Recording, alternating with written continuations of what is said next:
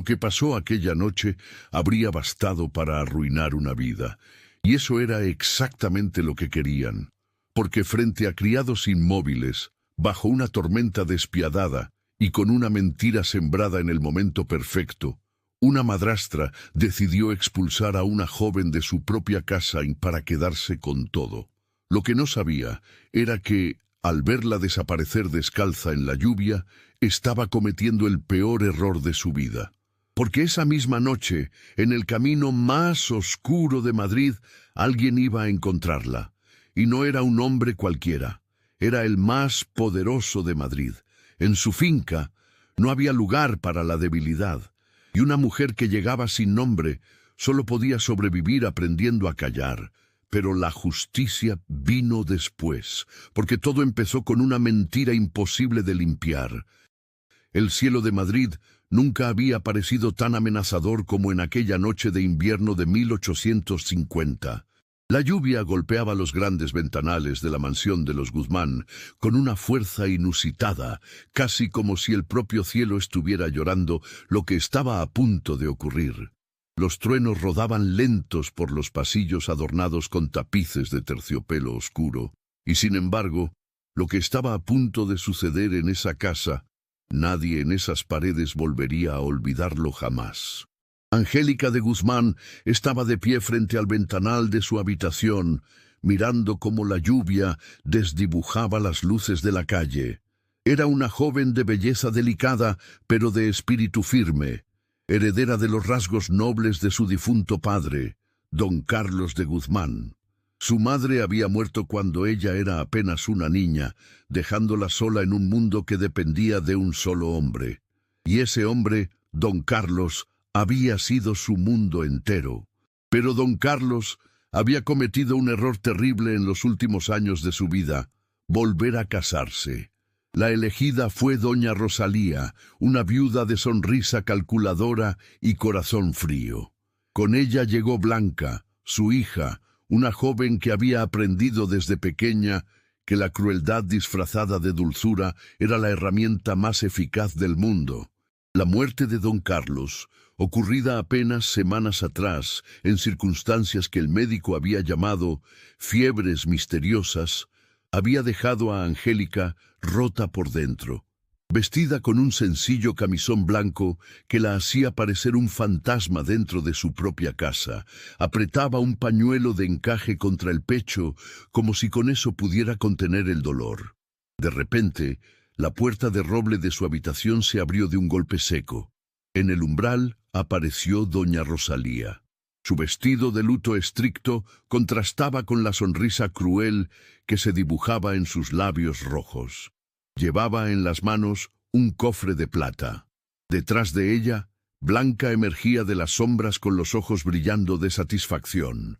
Los criados, asustados, se asomaban por detrás sin atreverse a entrar. «¡Desvergonzada! ¡Miserable!», gritó doña Rosalía. «No puedo creer que hayas ensuciado el nombre de tu padre de esta manera». Angélica retrocedió un paso, con el corazón golpeando fuerte contra sus costillas. «¿De qué habla, señora?», preguntó temblando. «Yo no he faltado a la memoria de mi padre». «Mentiras», siseó Blanca, dando un paso al frente. «Muéstrale lo que encontramos, madre». Doña Rosalía arrojó el cofre sobre la cama con violencia. Al volcarse, cayeron decenas de cartas selladas y joyas que Angélica jamás había visto en su vida. «El collar de diamantes de los marqueses de Villalobos», exclamó la madrastra, logrando que los sirvientes contuvieran el aliento. «Y cartas firmadas con tu nombre, dirigidas a hombres casados. Planeabas vender los secretos de esta casa para financiar tus escándalos». «Eso es mentira. Esas cartas no son mías», gritó Angélica, mirando horrorizada los papeles. Alguien había falsificado su letra con una perfección enfermiza. «Usted lo sabe. ¿Fue usted o fue Blanca?». Una bofetada resonó en la habitación, tan fuerte que hizo caer a Angélica de rodillas sobre la alfombra. El sonido no solo golpeó su rostro, golpeó la habitación entera. Rebotó en las paredes, en los espejos, en los ojos de todos los que estaban allí. Nadie se movió. Nadie dijo nada. El silencio que siguió fue peor que el golpe. Una de las criadas bajó la mirada de inmediato. Otra dio un paso hacia atrás, como si acercarse a ella en ese momento pudiera contagiarle la desgracia. Angélica sintió el sabor metálico de la sangre antes de entender el dolor. Lento, frío, real. «No te atrevas a llamarme mentirosa», rugió la madrastra. «Esta casa nos pertenece, tu padre jamás le dejaría su herencia a una ladrona sin honor. Guardias, sáquenla ahora mismo». Angélica miró desesperada a los criados. Eran personas que la habían visto crecer, personas que la habían cargado de niña, que habían llorado con ella el día que murió su madre. Sus ojos suplicaron en silencio, pero nadie se movió. El terror que les tenían a Rosalía era más fuerte que cualquier lealtad.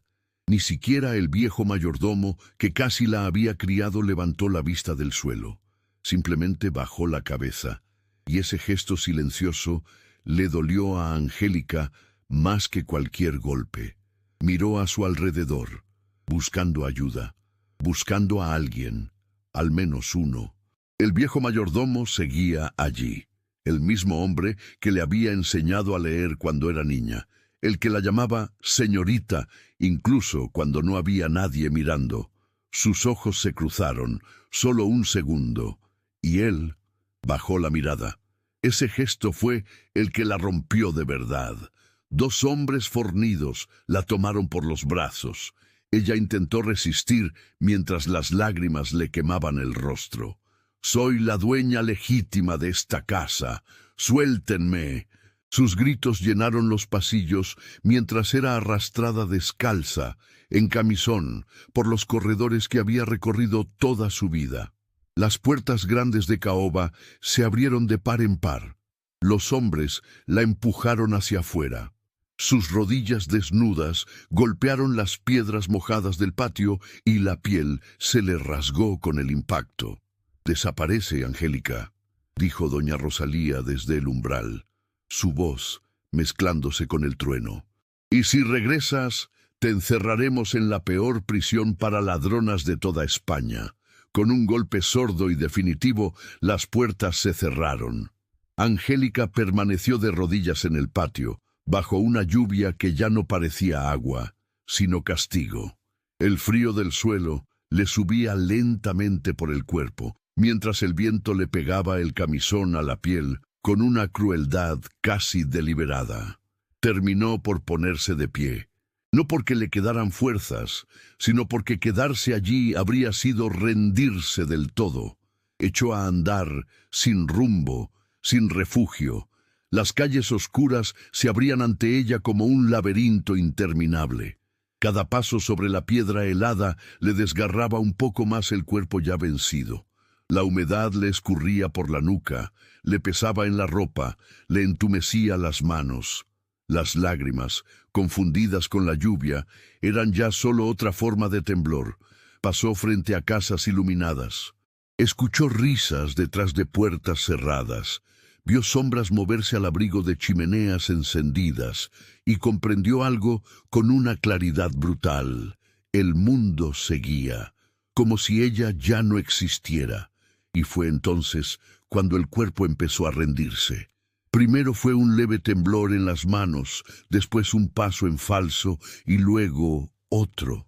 El mundo a su alrededor comenzó a volverse más lento, más lejano, como si todo ocurriera detrás de un cristal empañado. Sus dedos dejaron de responderle, luego los pies y al final el frío dejó de doler. Y eso fue lo que más miedo le dio, porque significaba que ya no le quedaba nada con qué luchar. Una sensación de mareo mortal comenzó a apoderarse de ella al llegar al camino rural. Y antes de que sus piernas cedieran y su cuerpo cayera frente a las luces cegadoras de un carruaje, un último pensamiento cruzó su mente con la fuerza de una promesa. Si sobrevivo esta noche, juro que jamás volveré a ser la misma. La oscuridad se la tragó por completo. No supo cuánto tiempo estuvo ausente. Al principio no hubo nada, ni frío, ni dolor, ni memoria. Después, Muy despacio, algo empezó a regresar. Primero, una vaga sensación de calor, luego, un murmullo lejano. Y por último, la certeza confusa de no estar ya sobre la piedra helada de aquel camino. El olor a leña quemada y el murmullo lejano de una tormenta fueron las primeras sensaciones de Angélica al despertar. Al abrir los ojos, encontró un techo alto de vigas oscuras, sábanas limpias que olían a sándalo, una cama tan grande que por un momento no supo dónde estaba ni si seguía viva. Se sentó de golpe. Un dolor agudo le cruzó la frente. «Veo que has regresado al mundo de los vivos». La voz era profunda, cortante, sin ningún esfuerzo por ser amable. La sombra se desprendió de la esquina de la habitación. Era un hombre alto, de hombros anchos y mandíbula firme. Sus ojos oscuros la analizaban con la misma frialdad con que un juez examina una declaración que no le convence. Era Juan de Monterrubio, y desde el primer instante en que vio a aquella joven desmayada frente a los portones de su finca, algo en él se tensó con desconfianza. «Estás en la finca de Monterrubio», dijo él. «Mi médico dijo que llegaste con el cuerpo vencido por el frío y el agotamiento». El terror inundó a Angélica en ese instante. Si era noble, los rumores de doña Rosalía llegarían a sus oídos tarde o temprano. Los hombres poderosos no escuchan a mujeres arruinadas. Solo sobreviviría si escondía su verdad, y ese fue su primer error. No era la primera vez que la miraban así. Recordó otra sala, otra noche, otra voz diciendo que no era suficiente, otra puerta cerrándose, otra promesa rota y el mismo silencio después. Por eso no dijo la verdad, porque ya sabía cómo terminaban esas historias. «Se lo agradezco, su gracia». Angélica bajó los ojos, fingiendo humildad. «Me llamo María. Me echaron de la casa donde trabajaba. Si me lo permite, puedo quedarme a limpiar a cambio de un plato de comida». Juan no respondió de inmediato. Un silencio denso y pesado llenó el cuarto. Algo en ella no encajaba. La manera en que pronunciaba cada palabra, la forma en que sostenía las manos, sin ansiedad, con una calma aprendida desde la infancia en salones de gente fina. Sus manos, suaves y cuidadas, no eran manos de sirvienta. Supo de inmediato que mentía. Debería haberla entregado a las autoridades locales sin hacerle una sola pregunta más. Eso habría sido lo sensato, lo correcto, lo que cualquier hombre en su posición habría hecho sin pensarlo dos veces, pero no lo hizo, y ese detalle empezó a incomodarlo profundamente.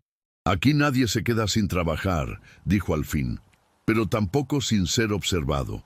Angélica bajó la mirada y entendió que no había entrado en un lugar seguro. Había entrado en un lugar donde cada error sería visto. Angélica se sumergió en una rutina dura y silenciosa. Vestía un mandil gris, limpiaba los pasillos largos de la finca con la cabeza baja e intentaba con cada gesto pasar completamente desapercibida. Las semanas pasaban, y ella aprendió rápido a moverse sin hacer ruido, a anticiparse a las órdenes antes de que fueran dadas, a desaparecer cuando alguien importante cruzaba el pasillo.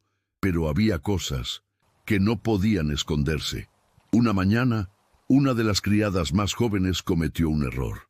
Derramó agua sobre una mesa ya servida.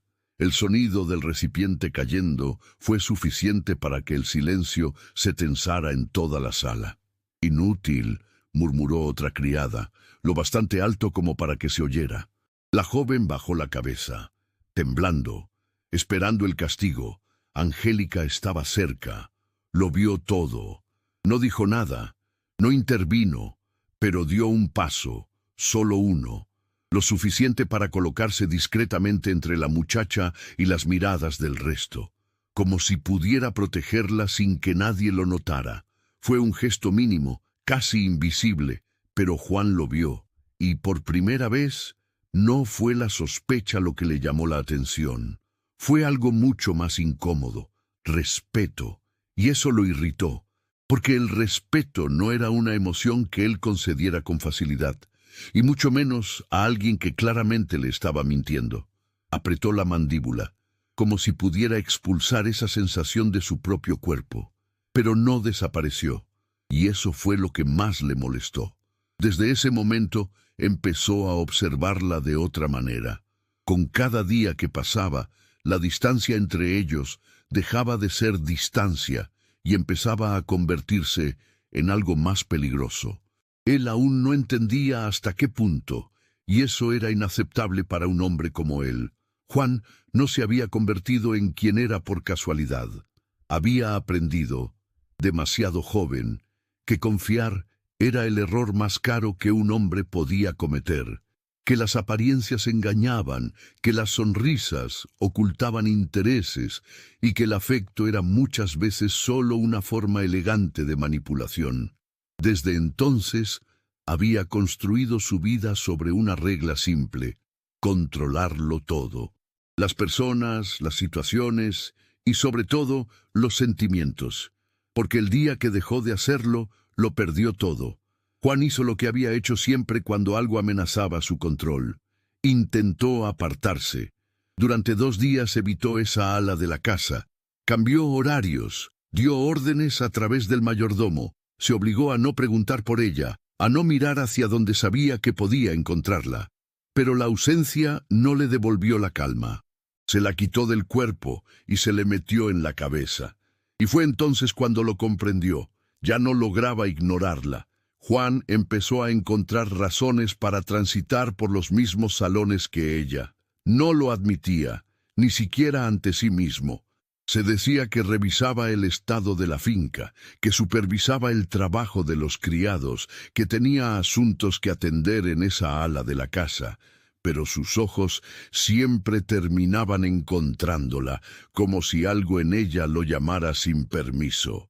La observaba sostener las piezas de plata con un tacto que ninguna sirvienta aprendía en servicio. La veía caminar por los corredores con una naturalidad que pertenecía a los salones de baile, no a las cocinas. La escuchaba tararear, a veces, melodías que solo conocían quienes habían tenido maestros de música en la infancia. Cada detalle era una contradicción. Cada contradicción era una pregunta. Y cada pregunta lo irritaba más, porque él era un hombre que no toleraba los misterios que no podía resolver.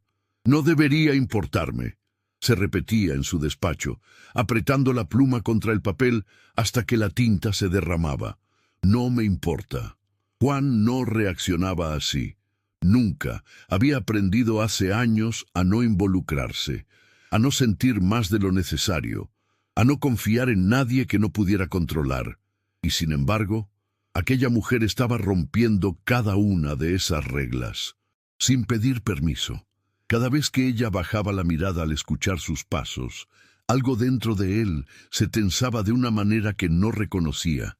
Era una sensación extraña e incómoda, como la de un hombre que ha mantenido el control de todo durante tanto tiempo que ya no sabe cómo se siente perderlo. Pasaron más días de los que ninguno de los dos quiso contar.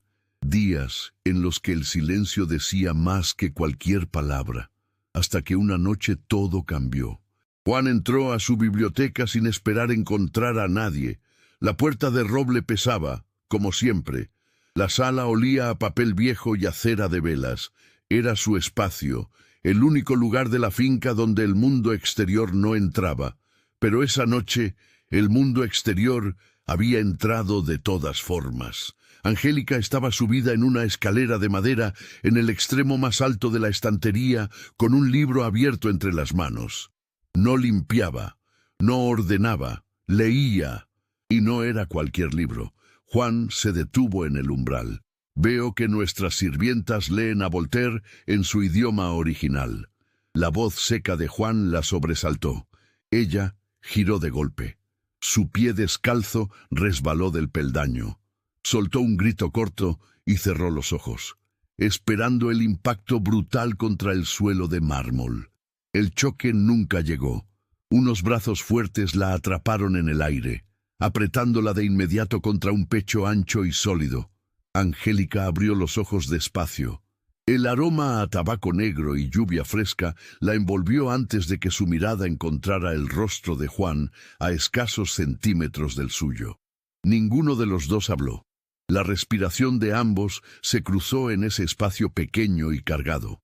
Angélica sintió los latidos del corazón de él golpeando contra su propio cuerpo, rápidos y profundos, traicionando una calma que su rostro seguía fingiendo con esfuerzo.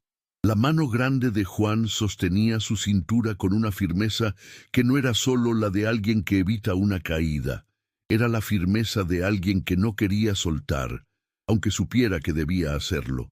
Durante segundos que parecieron eternos, él la miró, no con la frialdad de siempre, con algo diferente, algo que él mismo no había puesto nombre todavía, pero que le pesaba en el pecho desde la noche en que la encontró desmayada en el camino. Lentamente, sin apartar los ojos de los suyos, Juan inclinó la cabeza. Su respiración cálida rozó la comisura de los labios de ella. El mundo exterior dejó de existir, y por un instante ninguno de los dos se movió, ni un solo músculo, ni una sola palabra, como si el tiempo mismo dudara en avanzar. La mano de Juan no se apartó, y la de ella tampoco intentó hacerlo. Demasiado cerca, demasiado tarde para fingir que aquello no estaba ocurriendo. Angélica cerró los ojos, y entonces el golpe metálico de una bandeja en el pasillo exterior rompió el silencio como un disparo. Juan reaccionó de golpe, como un hombre que despierta de un sueño que no quería tener. La soltó con una exhalación brusca y dio un paso atrás, pasando las manos por el cabello con la expresión rígida de quien acaba de perder una batalla que creía ganada. Pero no se fue. En cambio, la encorraló suavemente contra la estantería de ébano, bloqueando su salida, y cuando habló su voz era baja y firme, sin espacio para evasivas. Se acabó el juego. Llevo días enteros sin poder concentrarme en nada por tu culpa. Y esta noche me dirás quién eres y de quién te estás escondiendo. Señor, por favor, si se lo digo, creerá que lo engañé desde el principio. Y estaré perdida. Angélica se quebró. Las lágrimas cayeron sin que ella pudiera detenerlas. Ver su llanto silencioso e impotente fue lo último que quedaba de la distancia que Juan había intentado mantener. Se derrumbó sin ruido, sin drama, como un muro que cede por dentro antes de que nadie lo vea caer. «Si de verdad crees», dijo él en voz baja, subiendo despacio la mano para secar sus mejillas, «que hay un solo magistrado o señor en todo Madrid con la autoridad suficiente para sacarte de esta finca contra mi voluntad, me estás subestimando de una manera muy peligrosa». Angélica lo miró, y en ese instante, algo dentro de ella, que había estado apretado y cerrado desde la noche de la tormenta, finalmente cedió. Habló. Le contó todo. El cofre de joyas plantado sobre su cama, las cartas falsificadas con su letra, la bofetada de Rosalía, el mayordomo que bajó la mirada, las piedras mojadas del patio, el frío del camino. Juan escuchó en silencio, sin moverse, con los ojos fijos en ella. Y con cada palabra que escuchaba, algo en su interior se enfriaba hasta convertirse en algo oscuro y preciso, como el filo de un cuchillo recién afilado. Cuando Angélica terminó, él permaneció callado durante un momento largo. «La corona extendió invitaciones esta mañana», dijo al fin, con una calma que era más peligrosa que cualquier grito. «Hay un gran baile de invierno. Doña Rosalía y su hija estarán ahí, celebrando con tu dinero y buscando firmar un compromiso matrimonial que termine de consolidar todo lo que te robaron. Ya no hay manera de recuperar nada», dijo Angélica en voz baja. «Lo falsificaron todo muy bien». «Todavía no has visto lo que yo puedo hacer», respondió Juan. Y fue todo lo que dijo esa noche. Lo que Angélica no supo fue lo que ocurrió en los días siguientes. Juan de Monterrubio desapareció de la finca durante 3 mañanas consecutivas. No dio explicaciones. Los criados aprendieron rápido que cuando el duque salía con esa expresión cerrada y esos ojos fijos en un punto que nadie más podía ver, era mejor no preguntar nada. La primera mañana fue al Banco Nacional. No entró por la puerta principal. Conocía al director desde hacía más de 15 años, y ese hombre le debía un favor que ninguno de los dos había mencionado en público jamás.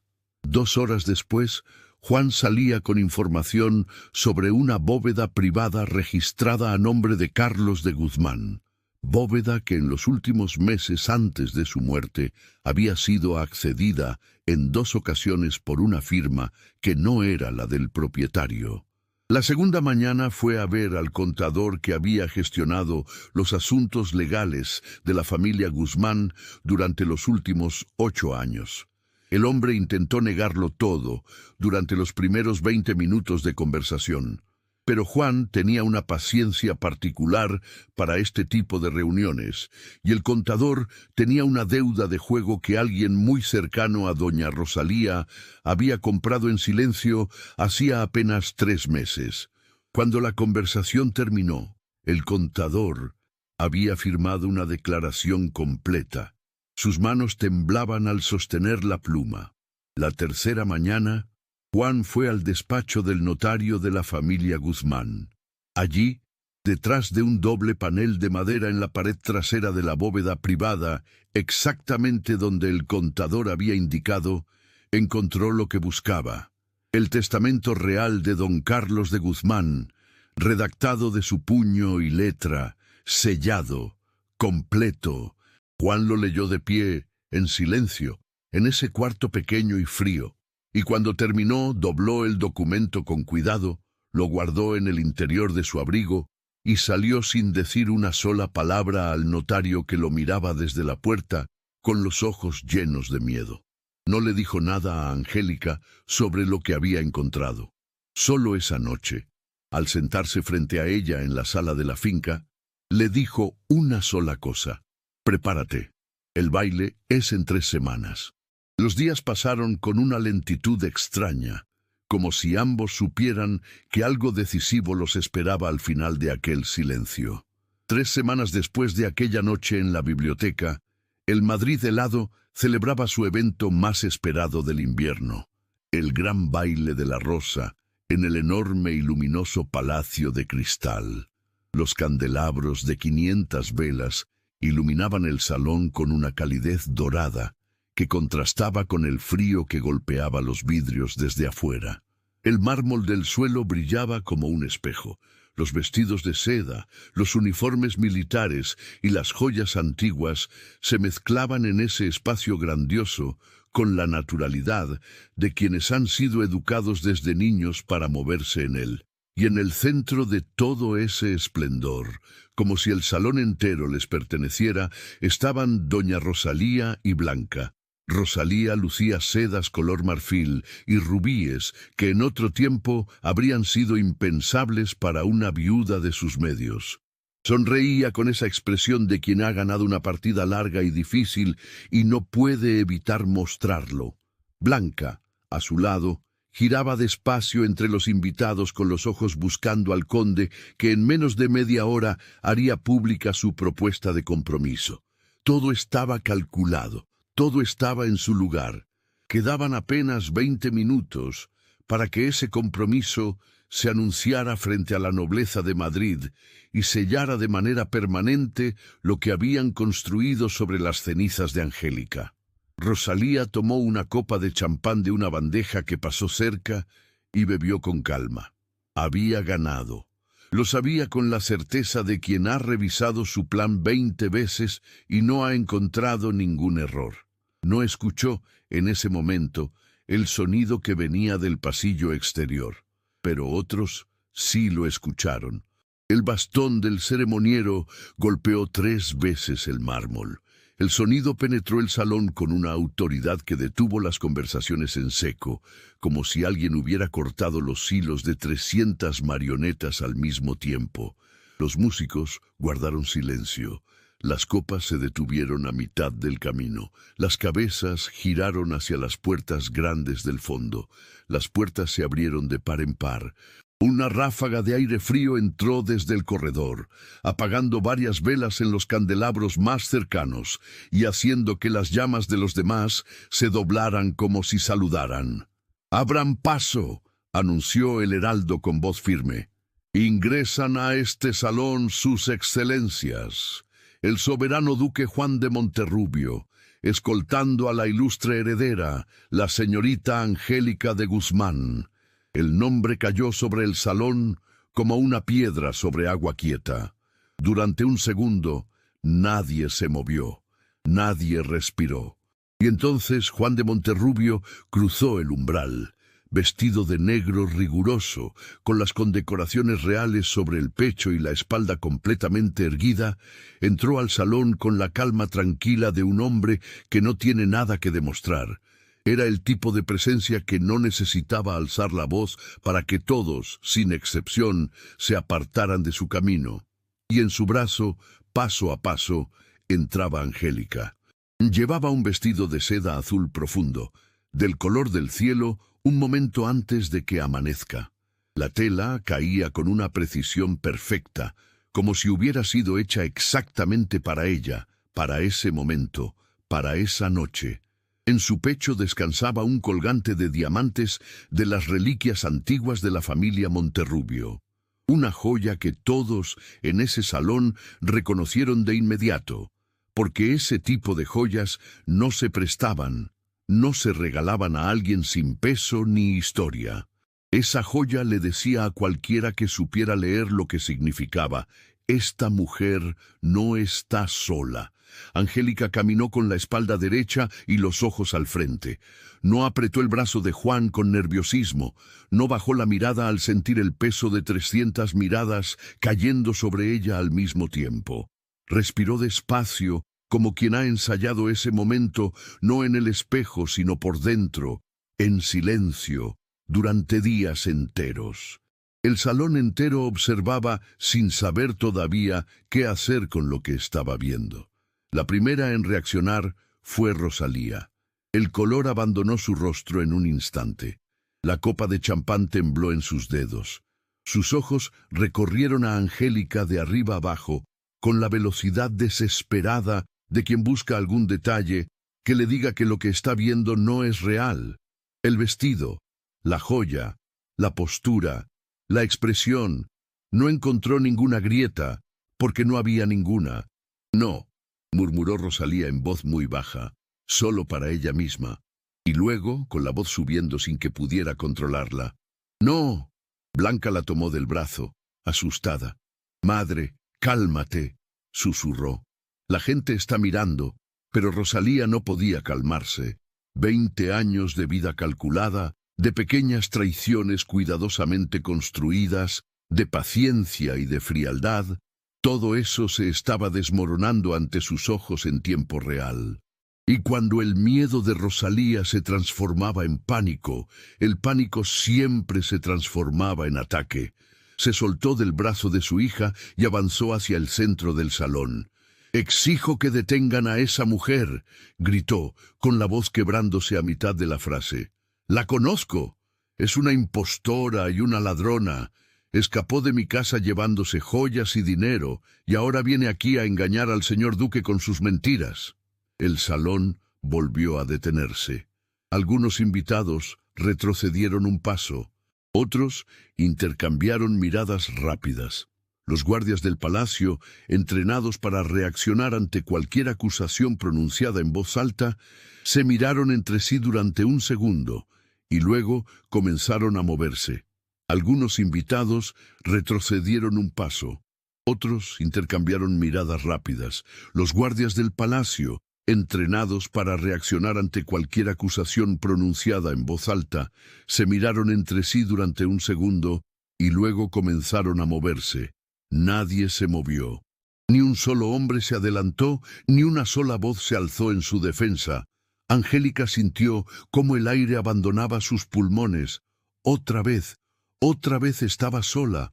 Sus dedos temblaron levemente, y por primera vez desde que entró al salón, dudó.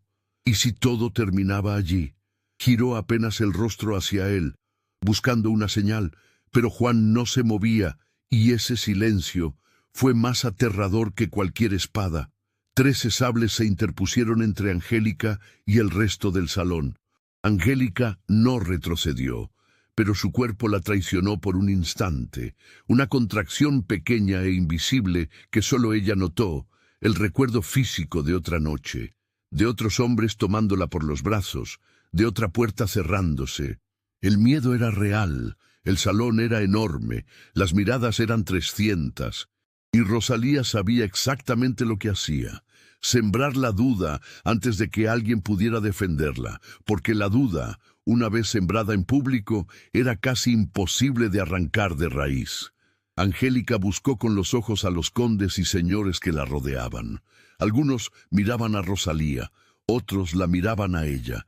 Nadie habló, nadie dio un paso en ninguna dirección. La nobleza de Madrid era muy buena en muchas cosas, pero la más practicada de todas era saber no comprometerse hasta conocer el resultado. El silencio duró apenas unos segundos, pero fueron los segundos más largos de la noche. El capitán de los guardias, joven y ansioso por demostrar algo que todavía no tenía bien definido, extendió el brazo hacia Angélica. No llegó a tocarla. Juan se movió con una velocidad que nadie en ese salón esperaba de un hombre de su tamaño. Con el brazo izquierdo apartó a Angélica hacia atrás, poniéndose entre ella y la espada. Con la mano derecha tomó el bastón de marcha que llevaba, y en un movimiento corto y preciso lo estrelló contra el arma del capitán con un golpe seco que resonó por todo el salón. El sable cayó al suelo de mármol con un ruido metálico que nadie olvidaría. El capitán retrocedió un paso, más por el impacto del sonido que por el dolor físico, y miró al duque con una expresión que mezclaba la sorpresa con algo parecido al terror. Juan no levantó la voz. No necesitaba hacerlo. «Acerque la mano a esta señorita otra vez», dijo en voz baja, mirando al capitán directamente a los ojos. «Y le juro que ningún puesto militar en todo el territorio español podrá proteger su nombre de lo que vendría después». Nadie se movió. Juan giró despacio, recorriendo el salón entero con la mirada, no con furia, con algo más frío que la furia, con la calma serena y absoluta de un hombre que ya ha ganado y está esperando que los demás lo entiendan. «Doña Rosalía», dijo, volviéndose hacia ella, «tiene usted una última oportunidad de permanecer callada». Rosalía abrió la boca, la cerró, la volvió a abrir. «Esta mujer no tiene derecho a estar aquí. No tiene nada, no es nadie. El testamento de Carlos me dejó todo a mí, y eso lo sabe cualquier notario de Madrid». Juan la dejó terminar. Luego sacó del interior de su abrigo un documento doblado, sellado con el sello personal de don Carlos de Guzmán, y lo extendió hacia el centro del salón con un gesto tranquilo, como quien pone el punto final de una frase que lleva tiempo escribiendo. «La última voluntad real de don Carlos de Guzmán», dijo, con una voz que llegó hasta el último rincón del salón. «Redactada de su puño y letra, sellada y firmada ante testigos legítimos, recuperada de la bóveda privada del Banco Nacional, donde fue escondida después de que el contador de los Guzmán, bajo presión y con una deuda comprada por la señora Rosalía, firmara un documento falso en su nombre. Ese contador ha declarado formalmente esta semana. Su firma está en el expediente que el magistrado Herrera recibió esta mañana». El murmullo que recorrió el salón fue largo y profundo, como el sonido del agua moviéndose por debajo del hielo. Rosalía parpadeó. Eso no puede», comenzó. «Este documento», continuó Juan, sin apresurarse, «nombra a Angélica de Guzmán como heredera única y legítima de todos los bienes, propiedades y títulos de la familia Guzmán, sin excepciones, sin condiciones». El silencio que siguió fue de un tipo diferente al anterior. No era el silencio del miedo ni de la duda. Era el silencio de 300 personas procesando la misma información al mismo tiempo y llegando todas a la misma conclusión. El conde, que había venido dispuesto a pedir la mano de Blanca, soltó su brazo con discreción y se alejó unos pasos sin decir nada, como si de repente hubiera recordado que tenía algún asunto urgente al otro lado del salón. Blanca lo vio alejarse, y fue ese gesto pequeño y cobarde, más que cualquier otra cosa, lo que le dijo con claridad lo que estaba pasando. Los guardias reales, los verdaderos, los que respondían directamente a la corona, llegaron por el pasillo lateral con pasos firmes y expresión seria. No gritaron, no corrieron, simplemente rodearon a doña Rosalía y a Blanca con una eficiencia tranquila y profesional que era mucho más aterradora que cualquier dramatismo. Rosalía no gritó cuando le pusieron las manos en los brazos, solo se quedó mirando a Angélica con una expresión extraña, entre el odio y algo que quizás era el principio de la comprensión de que todo había terminado.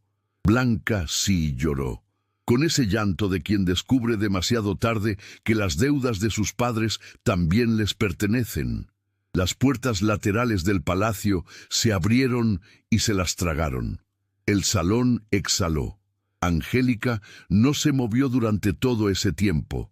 Había observado cada segundo con los pies firmes en el suelo, la respiración controlada y los ojos abiertos. Y cuando las puertas se cerraron detrás de Rosalía y el rumor del salón comenzó a convertirse en algo diferente, en admiración, en alivio, en el sonido particular de 300 personas reordenando en silencio todo lo que habían creído hasta ese momento, algo dentro de ella se soltó. No fue dramático, no fue un llanto ni un derrumbe. Fue más sencillo que eso. Fue simplemente respirar. Juan se acercó despacio, no dijo nada. Solo se puso a su lado, mirando hacia el mismo punto que ella miraba, como si compartir ese silencio fuera suficiente. Angélica lo miró de reojo. ¿Cuándo encontró el testamento?, preguntó en voz baja. Hace 3 semanas. ¿Y no me dijo nada? No quería que llegaras a este salón esperando algo. Quería que llegaras sabiendo algo. Angélica tardó un momento en entender la diferencia. Cuando la entendió, sintió que algo le subía despacio por el pecho, algo cálido y sólido que no era exactamente gratitud, aunque la contenía, y no era exactamente amor, aunque se le parecía mucho. Fui muy cruel con usted durante semanas, dijo. Le mentí desde el primer momento. Lo sé. ¿Y eso no le importa? Juan la miró entonces, y en esa mirada no había reproches ni cálculos, ni la frialdad habitual que usaba como escudo frente al mundo. Había algo más simple y más difícil de sostener que todo eso. Me importó mucho, dijo, y luego me importó más que me encontraras en la biblioteca leyendo tus propios libros con más atención que cualquier estudiante que haya tenido. Angélica casi sonrió. Estaba leyendo a Voltaire. Lo sé, lo noté. Hizo una pausa breve. También noté que subrayaste 2 páginas con el dedo antes de que llegaras al capítulo donde te caíste. Angélica lo miró. Él sostuvo la mirada sin parpadear. Y en ese instante pequeño y tranquilo, sin testigos, sin audiencia, sin la presión de 300 miradas encima, algo entre los dos se asentó, no con fanfarria ni con truenos, con la misma sencillez con que una llave entra en la cerradura para la que fue hecha. Los músicos, que habían permanecido quietos y atentos durante todo ese tiempo, con la intuición particular que tienen los que tocan en salones grandes, retomaron sus instrumentos sin que nadie se los pidiera. El vals comenzó despacio, como si quisiera darle tiempo al salón entero de recordar para qué había venido. Juan extendió la mano. No dijo nada. No necesitó decirlo. Angélica la tomó, y cuando entraron a la pista, el salón se abrió para ellos de manera natural, como el agua que se aparta, no porque alguien lo ordenara, sino porque había ciertas cosas que, cuando ocurren, todos reconocen sin necesidad de que nadie las explique. Juan bailaba como todo lo que hacía, con una precisión absoluta y una presencia que llenaba el espacio. Pero esta vez había algo diferente en sus movimientos, una ligereza que no le había visto antes, como si algo que había estado cargando durante mucho tiempo acabara de soltarlo. Angélica lo sintió en el primer giro. Toda su vida controlando todo, dijo ella en voz muy baja, hablando casi para ella misma. ¿Toda mi vida?, confirmó él, igual de bajo. ¿Y esto? Una pausa corta. Esto, dijo Juan, es lo único que nunca aprendí a controlar. Angélica alzó los ojos hacia los suyos. Y él, el hombre más temido de Madrid, el duque que ningún rey osaba contradecir, el hombre que había pasado su vida entera gobernando cada gesto, cada palabra, cada silencio, se inclinó despacio sobre ella. Esta vez no hubo ninguna bandeja que los interrumpiera. Este beso no fue tormentoso ni desesperado. Fue largo y quieto y verdadero, del tipo que no busca demostrar nada porque ya no queda nada por demostrar. Del tipo que solo ocurre cuando dos personas han llegado al mismo lugar por caminos distintos y finalmente se reconocen. El salón entero los observó en silencio, y por primera vez en toda su vida, a Juan de Monterrubio no le importó en absoluto quién miraba, y la mujer que fue expulsada bajo la lluvia se convirtió en la única capaz de mirarlo sin miedo, y quizá por eso fue la única a la que nunca quiso perder. Días después, Angélica volvió a cruzar las puertas de la casa que una vez la arrojó a la tormenta, no como una sombra, no como una muchacha vencida, sino como la única heredera legítima de su nombre, de su memoria y de sí misma. Hay historias que terminan y otras que simplemente se quedan un poco más. Esta puede ser una de ellas. Gracias por tu compañía, querido oyente. En la pantalla final hay un video elegido especialmente para usted y una lista con más relatos que, quizás, también le lleguen al corazón. Mi querida comunidad, déjenme un pequeño comentario antes de irse, aunque sea una sola palabra.